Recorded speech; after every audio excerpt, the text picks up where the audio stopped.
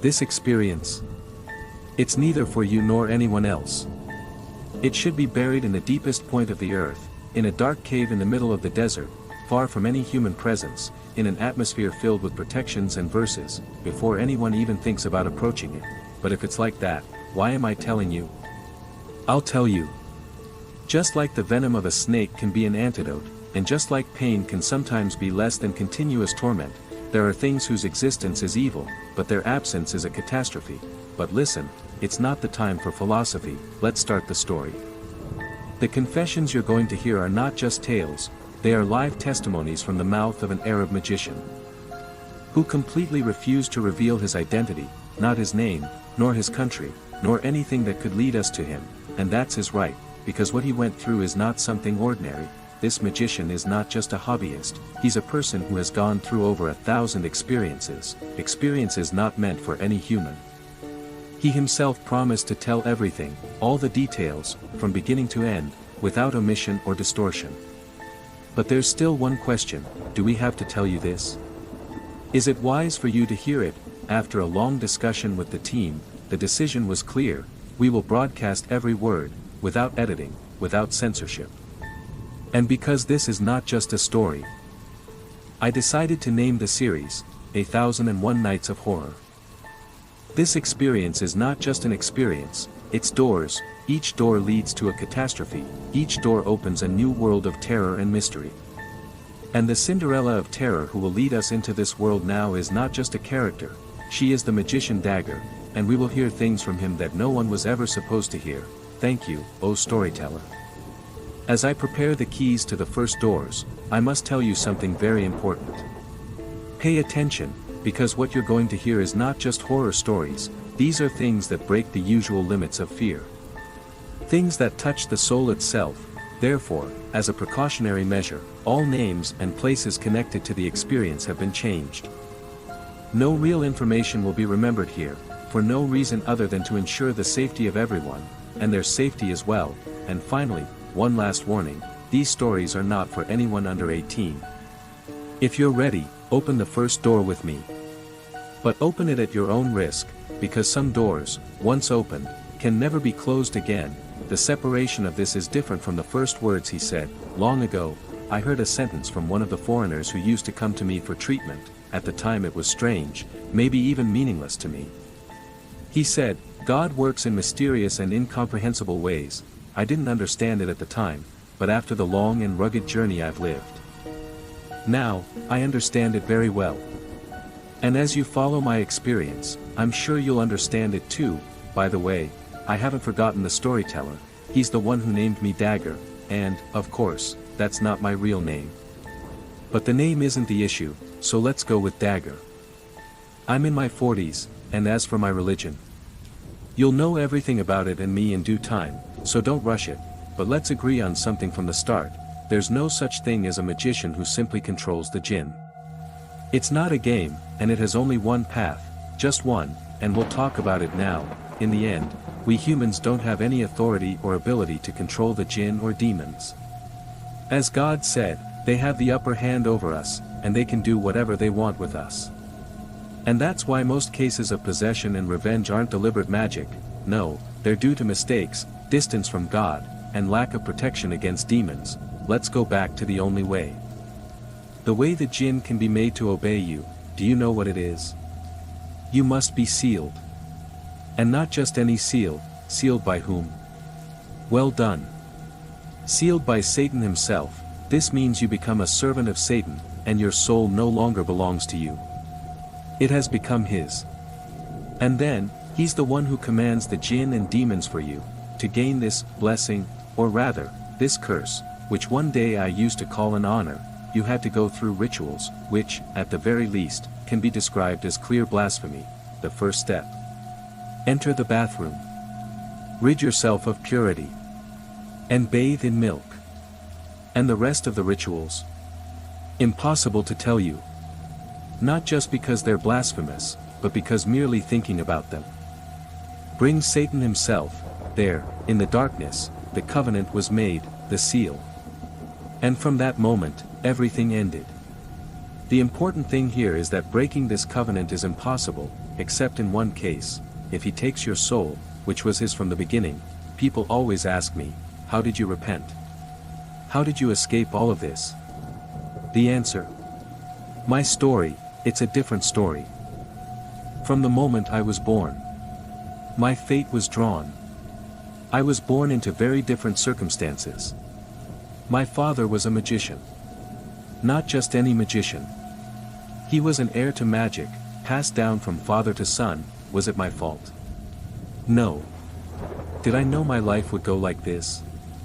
Also no, I had many siblings, but even though I wasn't the oldest nor the youngest, I was always the special one to my father. He would always tell me, your soul is rebellious, strong. Not like ordinary humans, and me. I really felt that way. I felt like I wasn't one of you. I felt like this human world wasn't my world. The true world was the world of the jinn and demons, and we were just intruders in it. Do you think this was a feeling? No. It was the truth. Because inside me was the soul of a sorcerer from Pharaoh's magicians. I see him. I speak to him. But not here, not in this world. In a place. I'll tell you about it later. In the end, my soul was cursed from the start. I saw this curse as power. Not a curse. I was proud of it. I boasted about it. In the world of magic, charlatans would be terrified just by hearing my name. I could see what was beneath the earth, the living and the dead, treasures and graves. And all of that. Without even trying, I spoke to the jinn in their language, as easily as I speak to you right now. Simply, if we consider magic as a world with a father and a mother. I'm its father. Its mother, and even its uncle. The difference between a true sorcerer and a charlatan? A huge difference, and that's why I challenge any charlatan in the world to sit in front of a real sorcerer and look into his eyes for just 15 seconds. I challenge any charlatan to hear the voice of a jinn and stay seated without running away. Be careful, the charlatan is weak, maybe even weaker than you, even though you know nothing about this world. If you don't believe me, try it. Try to make a sudden noise during a healing session conducted by a charlatan. And watch their reaction. You'll know then that they're actors, just illusions. Even the sorcerers themselves, most of them are not stronger than you, but because they can't really help you, they make deals with the jinn, whether it's a jinn tasked with serving a specific type of magic, or a jinn who entered your body simply because it wanted a place to live. Or maybe, because you harmed it without even knowing. The truth is always greater than what is told to you. But let me tell you one last thing. I'm not just a sorcerer, nor just someone who dealt with this world. I, at one point in time, was even stronger than Satan himself. Based on the covenant I made with Iblis, I had to periodically perform something called the retreat. All true sorcerers perform their retreats in the mountains, far from human eyes. As for me, I would perform my retreat in the soil. I could see and hear the life of the graves, as if I were one of its inhabitants. I would invent new ways of writing, and I would prepare talismans that no one before me had ever thought of. All sorcerers use something called the virgin girl, a virgin girl, to have sex with her and write the talisman with their semen on her belly. This lower magic is terrifying, terrifying in a way you can't even imagine. But imagine this. What do you think I wrote the talisman on? I'm sure none of you could guess the correct answer. I wrote it on the body of a virgin. I know right now you might feel hostile towards me. But that's just how I ended up. Not by my will. I even felt my soul was cursed with a demonic spirit, and the innovations I made in the world of magic, they made me stronger and raised me to a level that no one could reach. I was the spiritual leader of this world. And that's why my reputation was widespread, and my fees were high. Very few in Egypt or any Arab country could match me, the people who could pay me. A specific known class. I did work for actors, football players, singers, businessmen, even famous politicians, but most of my clients, they were from the Gulf and Europe, and today, I'm talking to you in this relaxed manner because I have a promise of honor. No one will know anything about me. Not even a hint, and I know from the experience of the sorcerer within me, that this will happen. As for my position among my brothers, I was the second son, and I had 3 sisters. But as I told you, I was the closest to my father. Why? Was it because he knew from the beginning that there was a demonic spirit inside me? Maybe. Do you know what? I'll tell you something. The best comparison for me at that time was who? Assam Shaft, the one in the sorcerer's story. Of course, there was a big difference in appearance and features, but in the end, he and I had the same soul. I was the hunter who searched for live cats in the streets for my father to use in magic. Not just cats. Dogs, bats, and many other animals. I would steal chickens from the neighbors' coops if the work required bird blood. I knew the talismans by heart. My memory was photographic, every word, every whisper, every spell. I would see it once, and remember it forever. My siblings. They were sorcerers too, but at their level, strong. Some of them repented before me, and some still need your prayers for guidance, but the idea that one would remain in hell forever, that's the real horror. In childhood and youth, one imagines that it's not real. Just myths. But when there's a covenant with Iblis, he starts convincing you that religions are just folklore, myths, stories, nonsense. Iblis controls you in every way. He gives you everything you need, even more, just so you don't think. And despite my intelligence, when I heard verses from our holy book, I couldn't understand them. Do you know why? Because I saw them, may God forgive me, as the words of someone weak. And me? I considered Iblis stronger. Because in the end, he did whatever he wanted with humans. I was writing verses.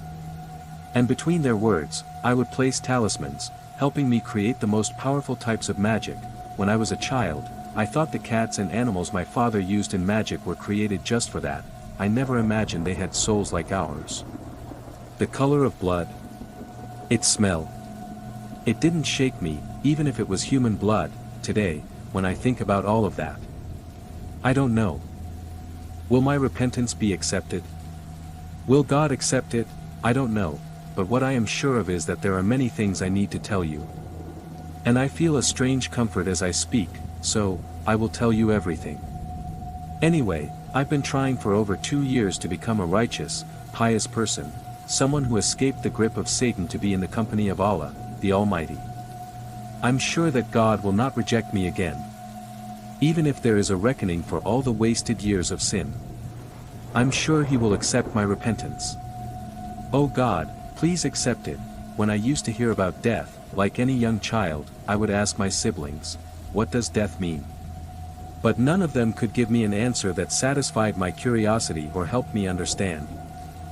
I decided to ask my father, who explained to me that a sorcerer does not die, but when they die, their soul transforms and becomes a jinn or a demon, like the ones we deal with. This always motivated me to be the most terrifying. I wanted to become Iblis himself. I imagined myself stamping the bodies of sorcerers with my seal. I never heard anyone in our house mention God or fear Him. Not because we weren't of that faith, but because we lived in another world, far from everything. This is more painful for me than you can imagine. Today, I have a terror of the idea of death. But, you wouldn't believe it, you're probably thinking right now, what is my sect? Who am I? Where did I come from?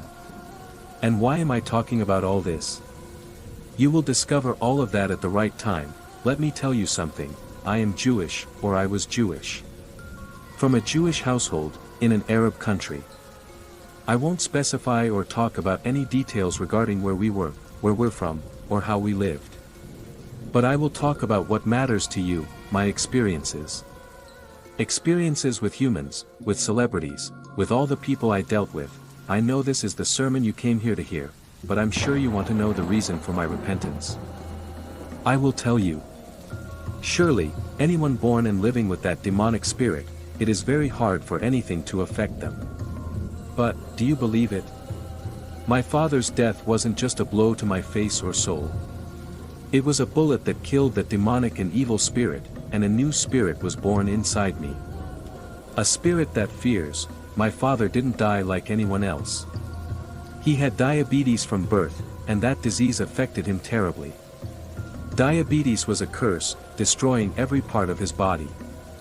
I don't think even cancer could do that to him, even though he worked a lot, made a lot of money, and served Satan with everything he had. We always lived under the poverty line. Living in a miserable house. Without plumbing. Do you know that system? Like the trench system in some Arab countries. That's how we always were. The house smelled bad, there was no cleanliness, and all of this was intentional. We chose it this way.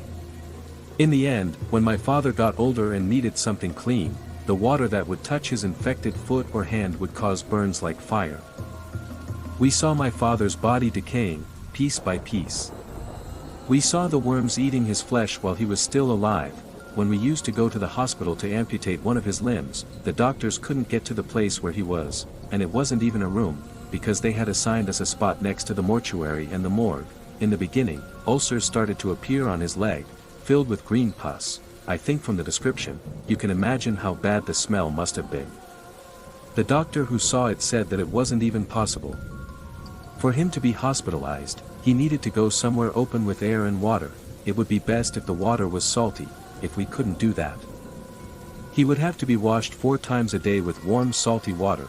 We try to empty the pus and then disinfect it with the disinfectant the doctor prescribed for him. I don't know if the doctor prescribed salty water as a form of punishment or what. You don't need to be a doctor to understand that those ulcers can't be washed with salty water. A medical expert would say this was just adding more torture to the suffering he was already going through. Of course, this was gangrene, and it was just a matter of time. Eventually, his entire foot had to be amputated, and that was it. It didn't take long. About 2 months later, ulcers appeared on his other leg, but this time, the ulcers weren't just on the surface of his leg, the ulcer had spread up to just below the knee. Same disgusting smell, same pain, but this time the doctor refused to treat it. He said the treatment wouldn't work. We left it until worms started to appear. The worms were gnawing at his leg. And I heard my father calling out to Iblis, but of course, he didn't respond. But at that moment, for the first time, I heard my father say, "I call upon you, my God, for healing. I call upon you, my God, for healing." Do you know how when you and your siblings hear a word that you've heard hundreds of times every day, and it seems strange to your ears at first, and then, after a short while, it becomes extremely painful when you hear it from someone who had been living in another world? After a while, his leg was amputated up to the knee. At that time, the doctor who performed the amputation said something that shook me. "We'll cut him piece by piece until he dies. We have no choice." If we were in a different country, we would have used something called euthanasia and ended his suffering. Was shocked. I was deeply shocked. How could Iblis, after all the service and worship, not be able to help him, not even in that moment? Does God want to send us a message that using methods like euthanasia is forbidden, to make us suffer by what we have created with our own hands? Is this a final punishment? Is God saying that no matter what you've done or followed without him, the final salvation must be with him? Is he sending us a message that our reckoning will happen in this world before the afterlife? My father continued to be mutilated in front of my eyes, until all his limbs were amputated, down to the roots. Both hands were amputated from the shoulder, and both legs up to the hips. My father's head and stomach were all that remained, and he continued to suffer like that for a few months until he died. His entire body was ulcers, pus, and worms, and the question that nearly killed me at that time: could this be the fate of all sorcerers? We used to hear about sorcerers dying peacefully. And this was the first time I thought logically, without arrogance and pride. I thought maybe worse things happened to them, and we don't know. That was the moment something inside me lit up, and I made the decision to repent. The repentance tied to a secret. I won't talk about it now. That secret is terrifying and completely connected to something you will know through the events. But, I won't talk about it now. Even if it costs me my life, I will speak about it in due time. The first time I did magic was when I was a child. I was 13 years old. I had a crush on a neighbor of ours. She wasn't my age. She was exactly the same age as my mother, as you heard and can see the surprise on your faces. She was our neighbor in the house directly opposite. She was my mother's close friend, because she was also Jewish like us. I would always intentionally sneak a look at her through the window, especially on summer days when she wore light clothes or changed her clothes. I won't hide it from you. I often enjoyed the details of her body. I would imagine myself with her. I loved her with real love, not just lust, because she was beautiful. But unfortunately, she was married to a pig, a criminal who would always beat her and insult her. I thought a lot. What could I do to them? There was nothing left but the magic of separation. Of course, at my age, it was impossible for me to seek help from my father for something like this. Not only because he would refuse, but because I would have to reveal my feelings to him, and of course, the idea of a child loving a woman older than his mother and being a teenager with his father's wife, is not an easy or acceptable idea, even for people with religion or faith. In the beginning, it seemed simple. I reassured myself that the magic I was going to perform was not complicated, but the matter was bigger than just a simple spell, because I needed a quiet place away from everyone. I couldn't do anything like that at home. My father would definitely find out, and my mother and siblings would hear about it. I needed a place where no one was around, so the ritual would be complete. This magic wasn't just a charm, it involved a victim and blood, and everything in preparation was extremely delicate. I had no choice but the cemetery, and even the cemetery wasn't accessible except at night, because it was empty, and the quietness was perfect for the ritual.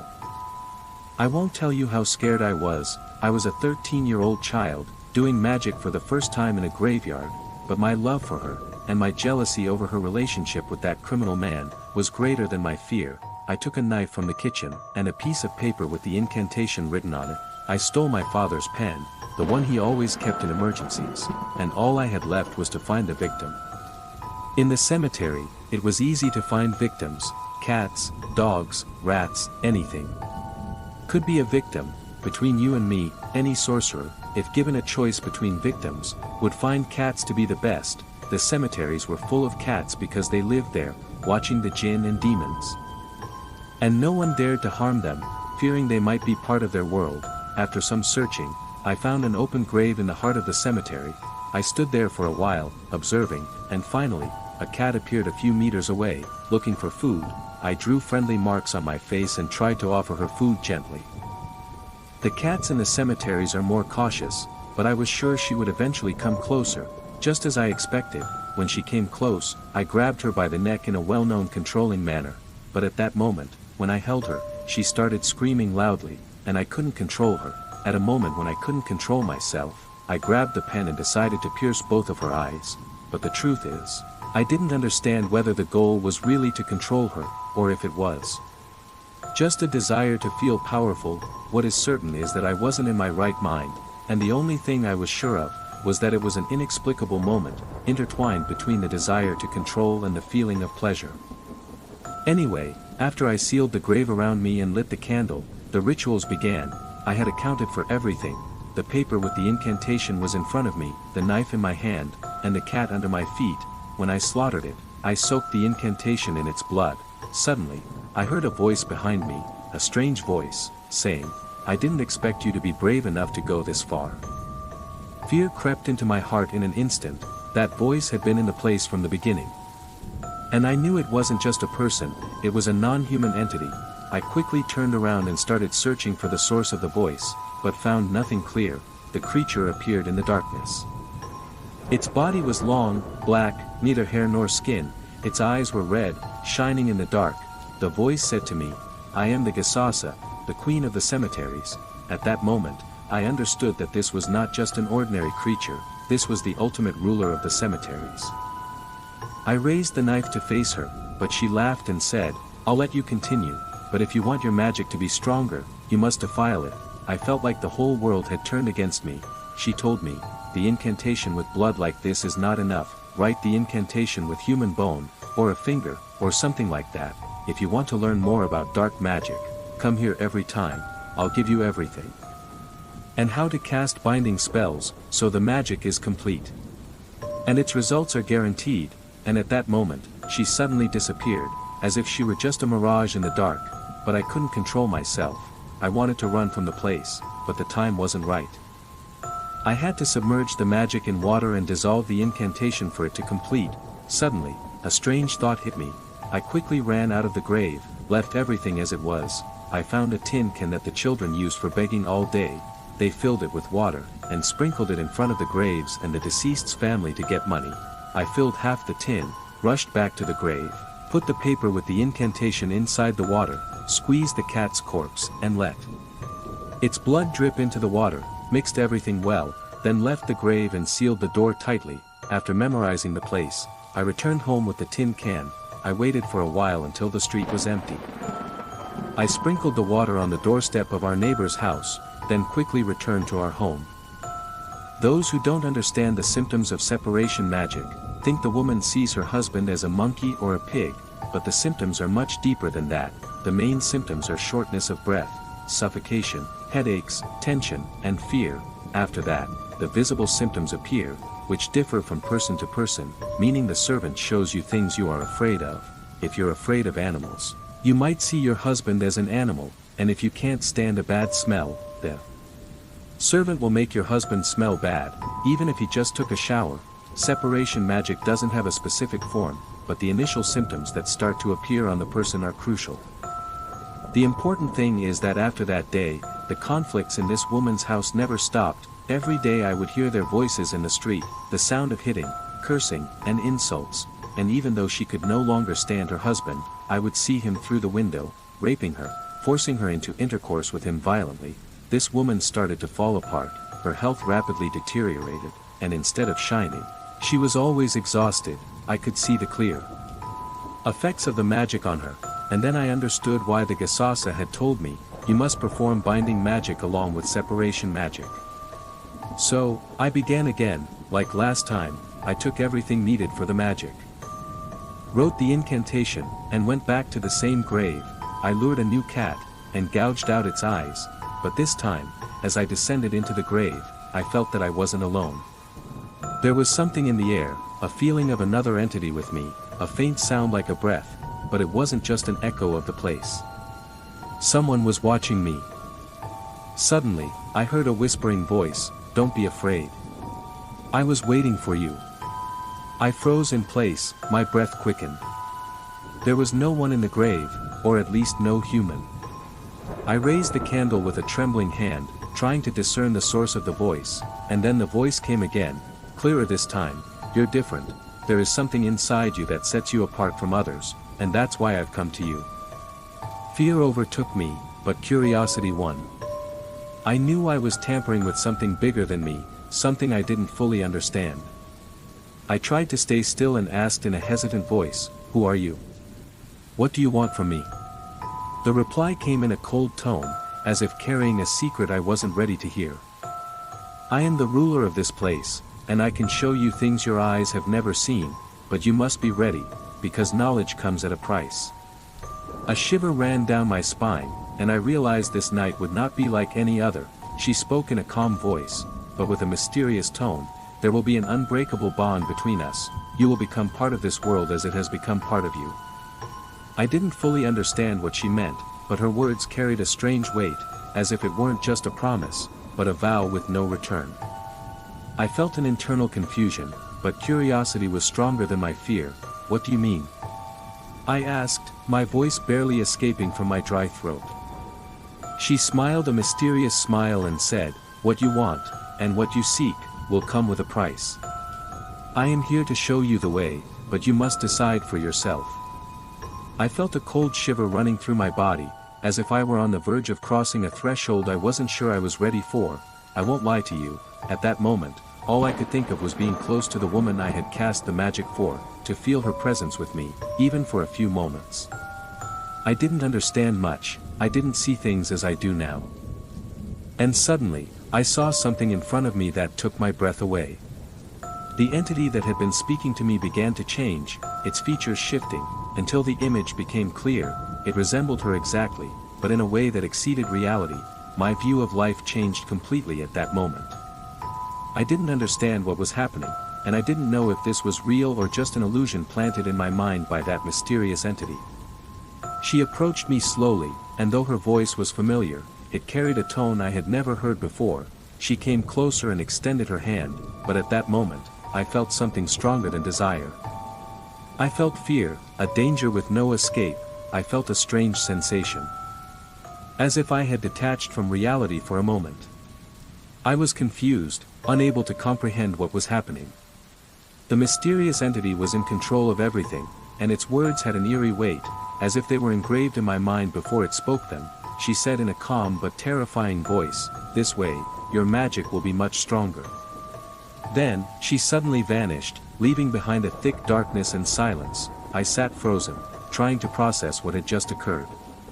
A storm of incomprehensible emotions churned within me, fear and awe twisting together. My young mind struggled to analyze the situation, but some truths were too vast for a child to grasp. Though I didn't understand the nature of what had transpired. One certainty burned in my chest: after this night, my life would never be the same. When I finally moved, I performed the rituals with meticulous precision. The cat I'd been observing for weeks stumbled blindly in the darkness, desperately seeking escape. I watched its pathetic movements before ending its struggle, using one of the ancient bones scattered in the soil to carve the talisman exactly as I'd memorized. The paper soaked in blood, I fetched water and completed the rites in the prescribed order. This time, the gathered power felt different, stronger, as if the combination of rituals and elements had created something far more potent. In that moment, I made my decision. I wouldn't merely be my father's apprentice, learning traditional magic and spellcraft. I would become Aljasasa's pupil too, studying the hidden secrets that made magic truly effective. Days passed, and the neighboring house grew quiet. No more shouting matches or violent crashes, though exhaustion now marked my neighbor's face, her husband appearing gaunt despite his strong build and laborious work. Then came the devastating news: they'd separated. She returned to her family, while he took the children to another city. The revelation struck me like a physical blow. After all my efforts, everything had collapsed in an instant. A strange emptiness filled me, followed by inexplicable rage. My temper grew increasingly volatile until even my father noticed. "What's wrong with you lately?" he confronted me one evening. Why this sudden anger? Thinking quickly, I fabricated a convincing story: neighborhood boys mocking me during football, calling me a sorcerer, hurling strange accusations. I studied his face as he listened. Would he believe me? His response chilled me: "Forget it. Don't create unnecessary enemies. But when the time for revenge comes, show no mercy." Alone in the room I shared with half my siblings, my thoughts churned. Images of my vanished neighbor haunted me, and memories of Aljasasa felt more substantial than fleeting fantasies. As night fell, I made my choice: I would return. The cemetery welcomed me with oppressive darkness. In that abandoned burial ground where I'd twice encountered Aljasasa, I lit my candle, and this time, the vision differed entirely. No mere whispers or fleeting shadows. This time, a semi-corporeal form lay before me, pulsing with eerie energy. When I approached, her hand shot out and seized my wrist. Her eyes glowed as she whispered, "Not so simple this time, Dagger. The rules have changed." Cold dread spread through my veins, yet curiosity overpowered fear. "Why?" I managed. "Last time wasn't like this." Her mysterious smile unnerved me. "Last time, you brought something valuable, something that interests me." The realization struck: this game had depths I hadn't anticipated. There were secrets here, and prices to be paid. But was I ready to continue? In that shadow-haunted wasteland where darkness seemed alive, I contemplated how to acquire what I needed for the ritual. Though unprepared, I soon found a solution: a stray cat, oblivious to its fate as it wandered between the graves. When the ritual completed, I felt her presence immediately. Aljasasa sat watching, but differently now, no longer a silent observer, but a waiting teacher. Her gaze held mysterious promises as she whispered secrets I only half understood, yet which pulled me deeper into her web. "Why not wield your power?" Her voice was soft yet insidious. "If you can command the rituals, why not use them against those who oppose you? Against those who mocked you? Who sought to banish you?" The idea took root in my mind, dark and fertile, but deep in my mind, one question kept echoing. Is this truly what I want? Or am I just a puppet in a game whose rules I don't understand? my visits to the burial ground became almost nightly as I immersed myself in the dark rituals taught by Aljasasa. These weren't mere magic lessons, there was an inexplicable bond forming between us, a connection I couldn't break. She wasn't just a teacher, she was becoming part of me, like a wife bound to her husband, except she wasn't human. With each visit, I felt her sinking deeper into my mind, controlling my thoughts, granting me power I never imagined possessing. This went beyond magical rituals, it was a terrifying spiritual bond, as if she fed on my very existence. Every encounter cost me pieces of myself while binding me tighter to her world. As days passed, strange changes swept through our neighborhood, families disintegrating, unexplained conflicts erupting between couples and neighbors. News spread fast about households suddenly stricken with misfortune. I watched silently, savoring this sense of control, feeling like the master of this dark game. Even my father, who knew more about this hidden world than I'd realized, heard the rumors. Though he couldn't explain what was happening, he recognized this wasn't ordinary magic. When I saw that not even my father, the man I'd considered strongest, could oppose it, I knew I was on the right path. Or so I believed then. A full year passed as I mastered the black arts, until Aljasasa noticed my waning enthusiasm. "Nothing else interests you?" she asked. There was something, but different. A girl who knew nothing of my world yet caught my eye whenever she passed our house on her way to school. There was a maturity in her features, a presence I couldn't ignore. For a moment, I wondered, could magic give me what I wanted again? Suddenly, as if by magic, I saw Aljasasa transform before me, from a short, pale woman to a tall, weak-skinned girl, her body reshaping into my perfect ideal. The sensation was surreal, like entering a world where only desire and pleasure existed, everything crafted solely for me. I lost track of time there, returning every night until the cemetery became my private realm, the place where I found everything I sought. Or so I thought. Not a day passed without new offerings, from cats to dogs, sometimes rats. I felt my power growing, my control over others' fates tightening, as if nothing could oppose me. Then, Ola entered my life and turned everything upside down. I saw her daily, walking past our house after school. She didn't know me, yet I felt an inexplicable connection, as if she belonged to my world. This wasn't mere attraction. When I saw her at the burial ground, I felt she was mine. Over time, this broke my fear barrier, making me crave closeness. One day, I took the first step. Waiting for her return, I called her name as she passed. She turned sharply, staring as if I were some bizarre creature. "How do you know my name?" she demanded sharply. I smiled confidently. "When you love someone, you know everything about them." Her expression hardened. "Who loves who, kid? Are you stupid?" Her contemptuous gaze swept over me. "I don't even know you, but I do know you're that witch's son from this street, right? The difference between us is like heaven and earth, not to mention you're a Jew." That last word struck like an arrow to my chest. Frozen, speechless, I watched her walk away, her rejection feeling like eternal banishment. Something inside me shattered.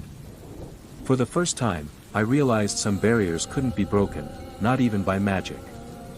Rage and hatred consumed me, not just toward her, but everyone. Why was I born this way? Why must these divisions exist? That night at the burial ground, I returned a different person, someone ready to do anything, to use everything I'd learned to change my fate. After weeks of despair, I began hating everything, myself, my life, everyone in it. In this fragile mental state, I decided to use magic against anyone who mocked or belittled me. I couldn't control myself anymore. I needed their fear, their forced respect. Daily, I studied more spells, learning from my father during his free time. Though we didn't attend school, literacy was essential, especially for witchcraft. What astonished me most was mastering languages few knew. Even the tongue of jinn became familiar. As time passed, I sensed myself descending a dark path. My magical power grew alongside an overwhelming desire for vengeance, not just against Aljasasa or our neighbors, but all humanity. I saw everyone as equally worthless, my loneliness and despair driving me deeper into darkness.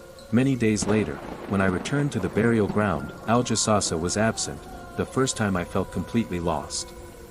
But eventually she reappeared in her true form, facing my despair. "I understand your feelings," she said quietly. "But if you want true power, there's new pleasure awaiting you, beyond anything you've known. It will profoundly strengthen your magic, but the price will be high." Her words weren't enough to change my mind, yet I felt she was opening a new door, one that might lead to something greater than anything I'd experienced before. Now, as the story deepens and secrets unfold, one thing is certain: the path ahead is far more dangerous than anyone could have imagined.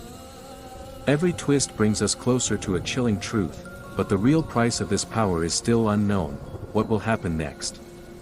Will the consequences be too much to bear, or will they change everything forever?